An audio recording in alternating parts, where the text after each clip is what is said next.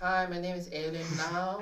I am the editor and the post production designer. Okay. Ready? Yes. Okay.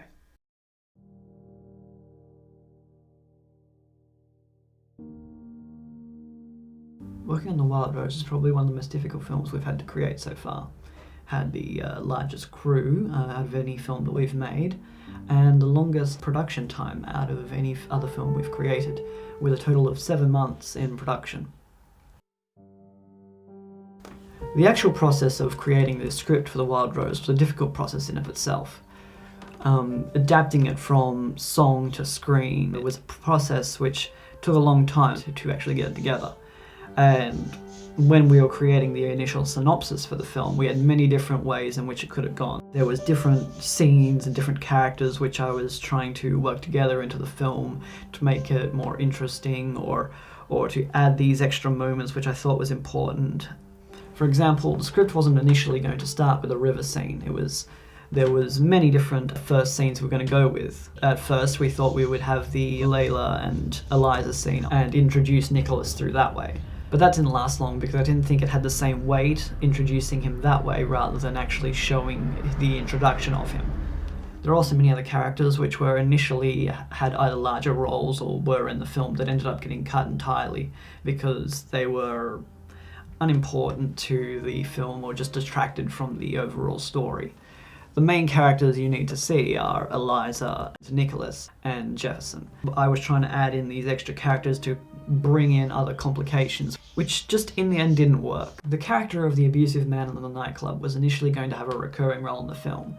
He was going to show up several times as a sort of ex-boyfriend of Eliza and then try to intimidate Nickolas and try and get them to separate. But I just thought it was unimportant, and it also detracted from Eliza's naivety in going into this relationship. If she had a boyfriend in the past, she would be a little more wiser to what was going on, and it wouldn't work as well. And also, the character just had no real purpose to the film. He was just there to be an extra character. Another character who was also going to be in the film was a character called April, who was going to be another friend for Eliza. And I thought that having two friends for Eliza would be good, because two friends and two antagonizing characters for Eliza throughout the film, it gives this equal sort of balance between the two characters. But there was multiple problems with having the April character, casting, etc. And so the character ended up falling through, and we just had Layla instead. And in the end, I think it worked on multiple levels just to have the one character there. Instead of having two characters in the scene, which don't really make any difference to the overall scene, we ended up just having Layla there, which I think works better. Bringing Adrian onto the film was not something that happened straight away. He didn't actually start working on the film until just before we entered the production stage of it. He was actually working on something else at the time that he couldn't keep working on, so he came onto our project.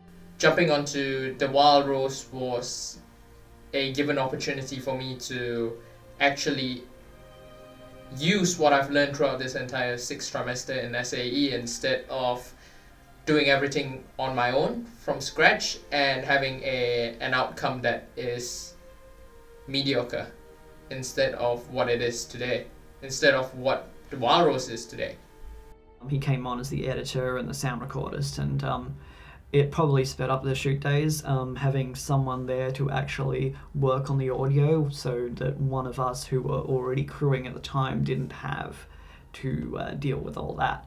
So having Adrian come on, even though it was later in the piece, was actually kind of a blessing to have. I think one of the setbacks that I faced jumping into the project in a later stage was that I was not involved in the pre-production process, and in result there were a few issues when it came to production that needed to be addressed. The right thing to do was to deal with it before it even happened instead of at a later date. I generally feel that if I was in the contribution part for pre-production, I think that the entire project would run smoother. during the production and post-production process?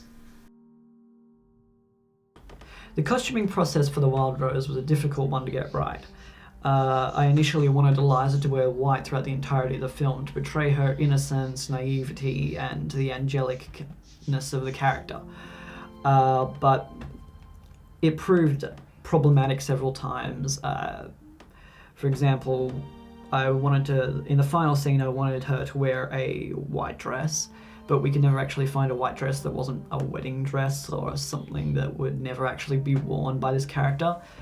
And then I came across the red dress, or pinky reddy dress, that we have in the first scene, and I thought that would work because it also gives Nickolas another reason why to call her the Wild Rose, because it's a similar sort of colour to a rose. Nickolas, I had an idea of what I wanted his costumes to be like.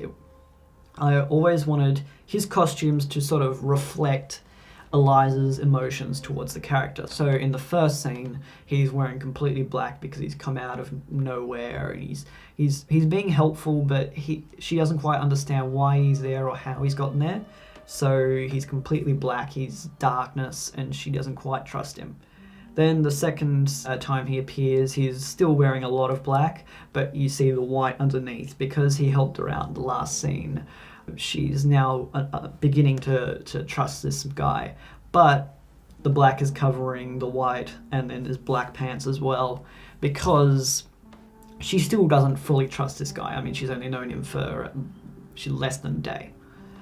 And then in the third scene, she's pretty much fallen in love with Nickolas by this point, and so he's wearing a white shirt over the top of black pants. And the black pants, I think, were there less as Eliza distrusting him at this point, and were more there as Nickolas is not a good guy. So it's there to portray the fact that no matter how much she trusts him, he is this character who is going to kill her now, and the black is more showing that he is not someone you should be trusting.